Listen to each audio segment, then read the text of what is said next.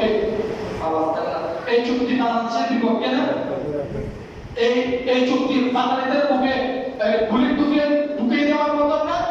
আবার বসে আমি যা নিয়েছি ইন্ডিয়া 80 টাকা ভরে করতে, এটা আমাদের জন্য লজ্জা। আমরা তো মাথা উঁচু করে বাঁচার জাতি, ঠিক না? বাংলা চট্টগ্রাম বন্দর, বাংলা বন্দর ইন্ডিয়াকে দিয়ে দিলাম, শুধু নামে মাত্র 250 টাকা প্রতি টনে। কয় টাকা? ডলার না, মাত্র 250 টাকা। আবার এরা যেরকম বলছে আমরা হ্যাঁ হ্যাঁ হ্যাঁ সব চুক্তি করছে। আল্লাহ বাঁচাইছে আলহামদুলিল্লাহ। ডক্টর ইউনিসেফে সব করে ব্ল্যাক লিস্টে ধরে দিয়েছে। বা এসব চুক্তি এগুলো আমার দেশের জনগণের বিপক্ষের চুক্তি, এই চুক্তি আমরা মানি না। আচ্ছা, বলতে চাই না আজকের বিষয় হলো মুসলমানের হক এবং অধিকারের প্রসঙ্গে। তো ওয়াক রাসূল এই আয়াতের মধ্যে বলা হচ্ছে ওয়াক্কাতুল্লাহ, তোমরা মুসলমান পরস্পর একে মুমিন আর আরেক মুমিনের ভাই, তোমরা একে অপরের মধ্যে যে বিবাদ হবে সেটা নিজেরাই মীমাংসা করে নাও। ওয়াক্কাতুল্লাহ, আল্লাহকে ভয় করো। কাকে ভয় করে? আল্লাহকে ভয় করে। লাআল্লাকুম তুরহামুন, তোমরা যদি আল্লাহকে ভয় করো তাহলে তোমরা সফল হবে। সুবহানাল্লাহ। ওয়া আন নাবী হুরায়রা আন্না রাসূলুল্লাহ সাল্লাল্লাহু আলাইহি ওয়াসাল্লাম قال حق المسلم على المسلم ست। হযরত আবু হুরায়রা রাদিয়াল্লাহু তাআলা আনহু তিনি বলেন রাসূলুল্লাহ সাল্লাল্লাহু আলাইহি ওয়াসাল্লাম ইরশাদ করেছেন, এক মুসলমান অপর মুসলমানের কাছে 6টি হক পায়। কয়টি হক পায়? 6টি হক পায়।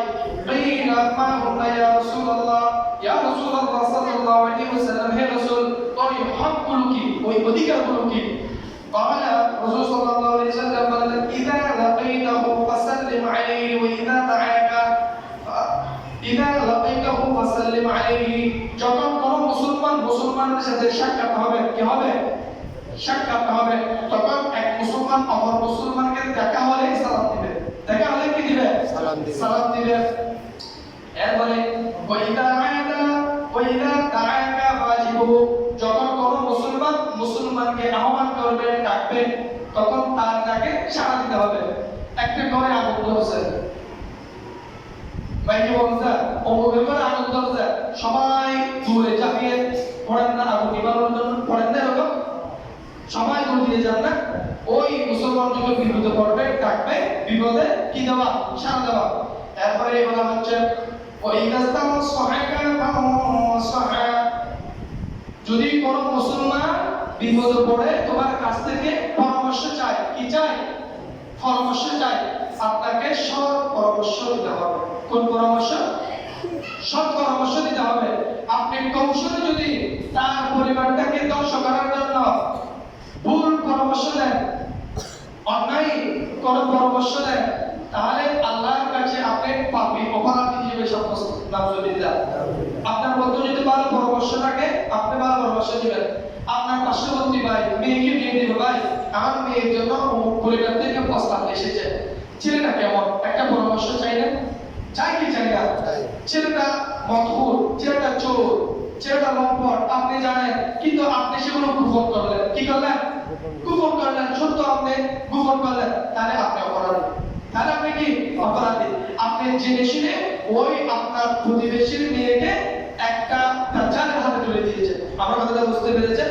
আচ্ছা, এরপরে বলা হচ্ছে ওয়াইদা আকাসা ফাহামিদাল্লাহ ফাশাব্বিতুহু, যদি কেউ আমাদের সামনে হাসি দেয়, হাসি দেয় না, আপনি যখন বলবে আলহামদুলিল্লাহ, আপনাকে বলতে হবে ইয়ারহামুকুমুল্লাহ।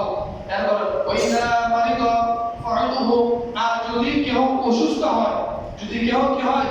অসুস্থ হয়, তাকে দেখতে যাওয়া, তার সেবা করা। তাহলে প্রথম ফাসাল্লি, দেখা হলে সালাম দেওয়া, ডাকলে ডাকে সাড়া দেওয়া, ওয়াইদাস্তান সাহাকা, কোনো পরামর্শ চাইলে মুসলমান তাকে পরামর্শ দেওয়া, আর যদি হাসি দেয় হাসির জবাব দেওয়া, আর যদি অসুস্থ হয় তাকে করা, সেবা করা। ফরদুহু ওয়াইদা মাতা ফাত্তাবিউহু, আর যখন কোন মুসলমান মারা যাবে, মারা গেলে তার জানাজার নামাজে কাফনে উপস্থিত হওয়া। এই 6টি মৌলিক হক মুসলমান থেকে পায়।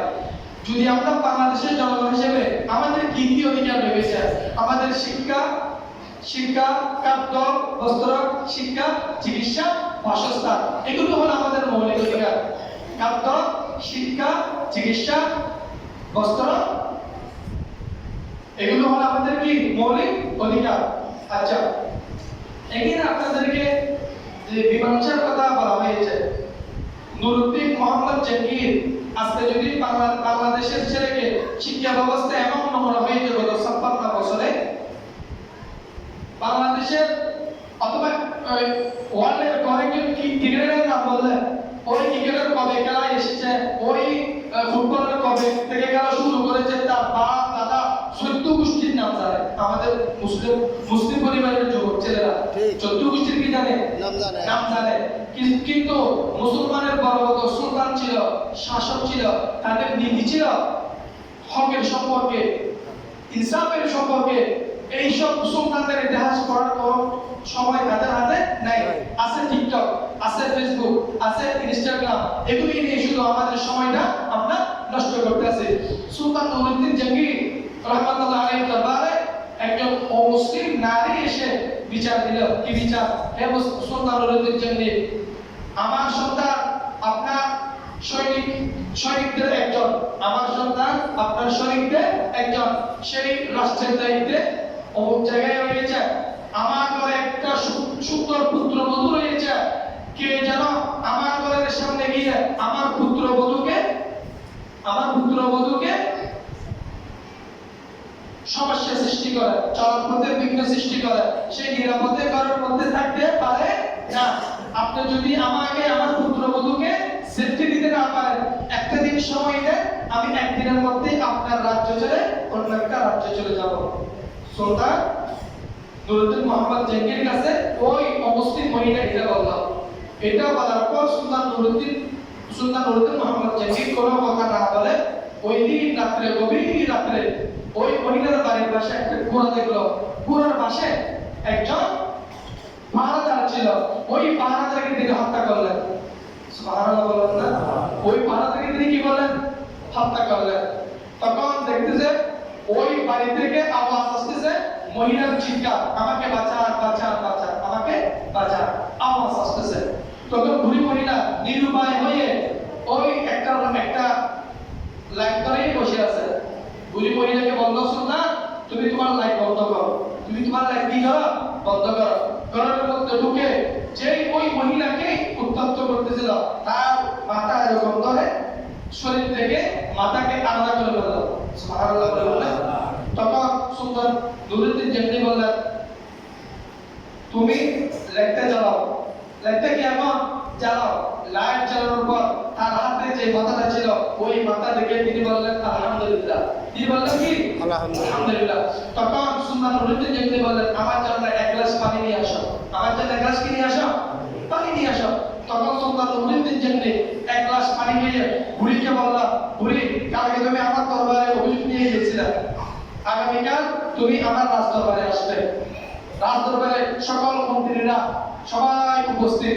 সুলতান নুরুদ্দিন জাহাঙ্গীর কাছে প্রশ্ন করলো, সুলতান নুরুদ্দিন জাহাঙ্গীর কালকে আপনি আমার বাড়িতে গিয়েছিলেন, দুইজনকে কতল করেছিলেন, হত্যা করেছিলেন, একটা মাথা আপনার হাতে থাকা অবস্থায় আপনি আলহামদুলিল্লাহ বললেন কেন? ওই মহিলা প্রশ্ন করেছে। সুলতান নুরুদ্দিন জাহাঙ্গীর বলে, আমার ঘরে একজন যুবক ছেলে রয়েছে, আমার যুবক ছেলে রয়েছে, তুমি আমার রাজপ্রাসাদের পাশেই বসবাস করো।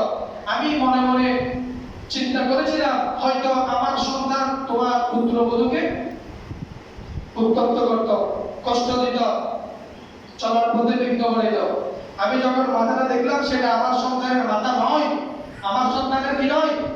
মাথা নয়। আল্লাহর দরবারে এই জন্য শুকরিয়া আদায় করলাম। সুবহানাল্লাহ। আমার দেশের মেম্বার, চেয়ারম্যান, এমপির ছেলে যদি কোন নারীর সাথে খারাপ কাজ, কোন গরিব অসহায় পরিবারের মেয়ের সাথে কোন একটা দোষ করে বেড়া, তখন বলা যায় 2 লাখ টাকা 4 লাখ টাকা দিয়ে মীমাংসা করে দাও, খবরদার বিয়ে পড়িয়ে দিবে না। এরকম আসার সিস্টেম চলে আসে না? আছে কি আসে না? সুলতান নুরুদ্দিন জাহাঙ্গীর এত বড় সুলতান হওয়ার পরেও সন্তানকে কিছু বলেন নাই, সন্তানের কাছে কোনো মেসেজ দেন নাই, সংবাদ দেন নাই, সন্তানকে বুঝতেও দেন নাই, তিনি ডেইলি পিএইচডি করেন স্তরে। সুবহানাল্লাহ বলবেন। ওই আপনাদেরকে কোরআন আয়াতে বলা হয়েছে ওয়াত্তাকুল্লাহ, মীমাংসা করার সময় তোমরা কাকে ভয় করবে? আল্লাহকে আল্লাহকে ভয় করবে। কাকে ভয় করবে? আল্লাহকে। তো এই সুলতান নূরউদ্দিন যেমনি আপনি পানি চেয়েছেন, আমার কাছ থেকে পানি চেয়েছিলেন, কেন পানি চেয়েছেন? তখন সুলতান নূরউদ্দিন যেমনি বললেন, তুমি যে মুহূর্ত থেকে আমার দরবারে এসে তোমার নিরাপত্তাহীনতা, তোমার পুত্রবধূর সম্মানে তুমি কি করেছিলে, অভিযোগ করেছিলে, ওই মুহূর্তের পর থেকে আমি এক ফোঁটা পানিও পান করে নেই। আমি টেনশনে ছিলাম, অস্থিরতার মধ্যে ছিলাম।